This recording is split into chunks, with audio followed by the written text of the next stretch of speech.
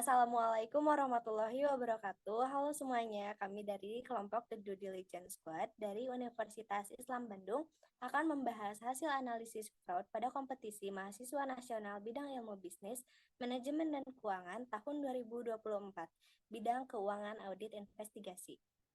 Kelompok kami terdiri dari 3 orang anggota, ada Rakika Fateimani sebagai ketua, Delia Zulfa Nur Davin, dan Cantika Tiara Putri sebagai anggota. Penipuan atau yang biasa disebut juga fraud merupakan persoalan global yang dapat mempengaruhi seluruh organisasi yang ada di seluruh dunia. Terdapat 3 kategori fraud yang telah dikelompokkan oleh ACFP, yaitu korupsi, penyalahgunaan aset, dan manipulasi laporan keuangan. Ketiga hal tersebut merupakan fraud yang banyak dilakukan oleh organisasi maupun industri di seluruh dunia. Pada kasus yang terjadi di cabang perusahaan nasional yang bergerak di bidang perbankan keuangan ditemukan indikasi ketidakwajaran penyalahgunaan aset. Di dalam cabang penyalahgunaan aset terdapat beberapa subkategori termasuk penyelewengan pengadaan. Penipuan pengadaan terjadi ketika seorang individu atau organisasi memalsukan atau memanipulasi proses pengadaan untuk mendapatkan keuntungan finansial. Procurement fraud atau penipuan pengadaan adalah masalah serius yang dapat menyebabkan kerugian finansial yang signifikan bagi organisasi.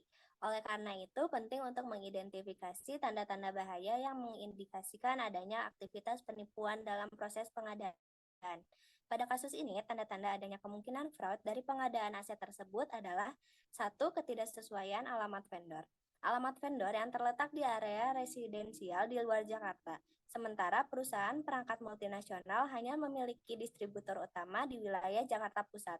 Perbedaan ini menimbulkan pertanyaan tentang keaslian vendor dan kehubungannya dengan pemasok resmi. 2. Tidak ada bukti kredibilitas vendor. Tidak adanya bukti yang memadai tentang keberadaan atau kredibilitas vendor yang disebutkan dalam transaksi merupakan tanda yang mencurigakan. Ini menimbulkan pertanyaan tentang apakah vendor benar-benar ada dan dapat dipercaya. 3. Ketidakpatuhan terhadap prosedur. Jika ada pelanggaran terhadap prosedur dan kebijakan yang telah ditetapkan oleh perusahaan untuk melakukan pembelian, hal ini dapat menimbulkan kecurigaan bahwa ada yang tidak beres dalam transaksi. Dalam pembuktian fraud dengan menggunakan teori triangle fraud terhadap kecurangan pengadaan aset, langkah-langkah yang dilakukan melibatkan 3 faktor utama dalam teori tersebut, yaitu motivasi, peluang, dan rasionalisasi. Pertama, langkah awal adalah mengidentifikasi motif yang mungkin mendorong individu untuk melakukan tindakan curang dalam proses pengadaan. Hal ini melibatkan analisis terhadap tekanan finansial atau intensif pribadi yang dapat mendorong seseorang untuk menyalahgunakan aset perusahaan. Selanjutnya, langkah kedua adalah mengevaluasi peluang yang ada untuk melakukan kecurangan dalam pengadaan aset. Dugaan ini bisa terjadi karena kendali atas sistem pengendalian internal lemah, lemahnya kendali atau ketidakmampuan organisasi mendeteksi penipuan. Pengadaan voucher dapat terjadi ketika staf yang berwenang mengubah atau menghapus informasi pada voucher untuk mengelabui sistem pengawasan. Terakhir, langkah ketiga adalah memahami rasionalisasi yang mungkin digunakan oleh pelaku kecurangan untuk meyakinkan diri mereka bahwa tindakan yang dilakukan adalah wajar atau dapat dibenarkan. Hal ini berbentuk dialog internal dengan dugaan di mana distributor ada keterkaitan dengan pihak internal. Tahap ini melibatkan perencanaan individu untuk melakukan penipuan untuk merasionalisasi tindakan mereka.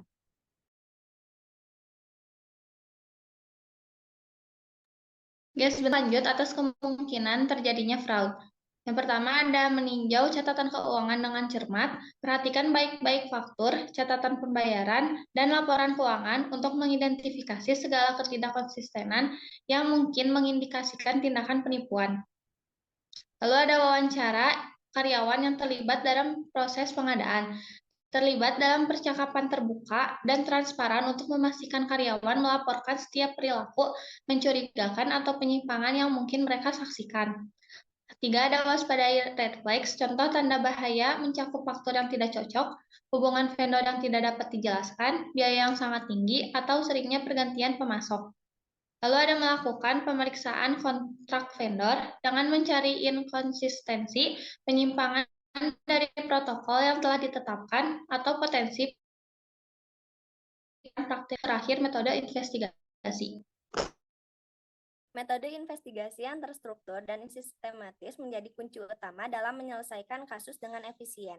Perencanaan yang matang akan membantu dalam menentukan arah penyelidikan dengan melakukan analisis kronologi dengan 5W2H, analisis dokumen, analisis struktur organisasi, analisis SOP, dan analisis transaksi.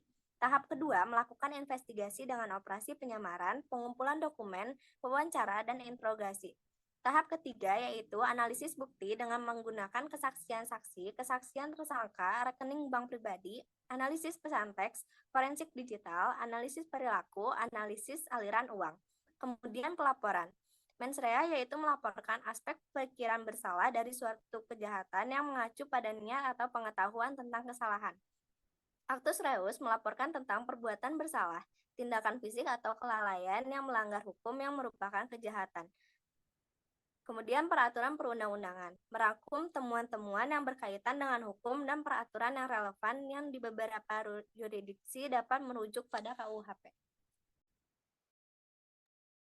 Hipotesis untuk kasus ini adalah yang pertama, terdapat kemungkinan penyelewengan dalam transaksi pembelian aset oleh divisi IT.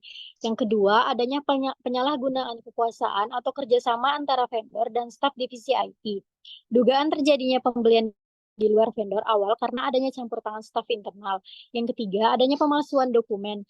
Dugaan harga dalam faktur terbukti digelembungkan dengan adanya bukti pengiriman melalui transfer dari vendor ke dana pribadi. Yang keempat, pelanggaran kebijakan perusahaan. Dugaan dengan ditemukannya vendor dari luar daerah yang telah disepakati yang merupakan distributor eceran. Pembelian hard drive mungkin telah dilakukan di luar proses yang disetujui.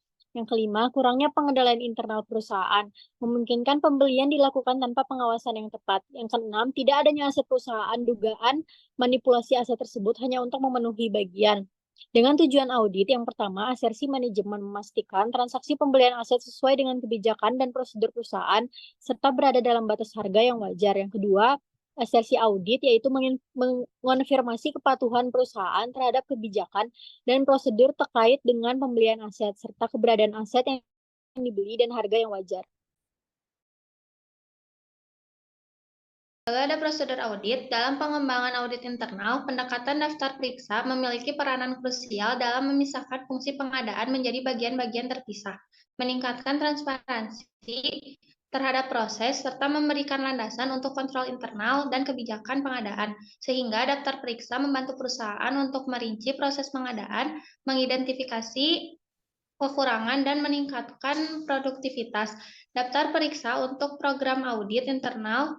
Daftar periksa untuk program audit internal pengadaan barang diantaranya yang pertama, pesanan pembelian, siapa yang berwenang untuk melakukan pembelian berdasarkan anggaran, departemen, kategori barang, dan lain-lain.